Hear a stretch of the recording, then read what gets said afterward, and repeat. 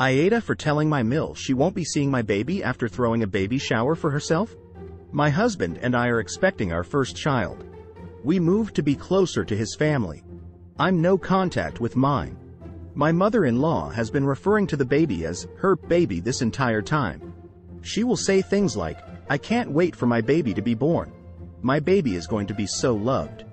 This rubs me the wrong way for reasons I cannot explain, but my husband tells me to ignore her. My mill wanted to throw me a baby shower and invite her friends. She said they made an agreement a long time ago that they would celebrate each other's kids' weddings and births.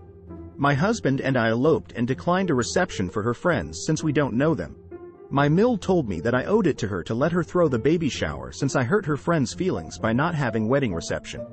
I asked if I could invite my friends, and she said no, that this was for her friends, and that if my friends wanted to throw me a shower they could. I reluctantly agreed. My husband and I spent hours on our registry, and my mill asked for it so she could share with her friends. She said she forwarded the registry on. She asked me what design I wanted on my cake and cookies. I told her flowers because I am decorating the nursery in a garden theme. At the shower, they provided me with a mother-to-be sash and my mill a granny-to-be sash to wear. I noticed that the theme of the shower was circus animals. The cake had an elephant and balloons on it, and the cookies were animals. At first I thought that maybe the floral theme was just too difficult, so I rolled with it until it was time to open presents. Every present was some sort of circus animal.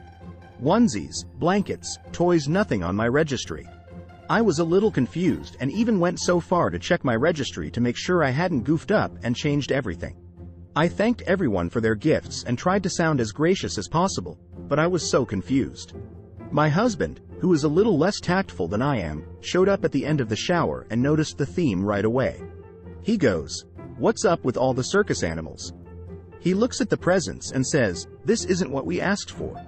Then he looked at his mom and goes, "Mom, what did you do?" She smiled and said, "I didn't like the theme you chose for my baby.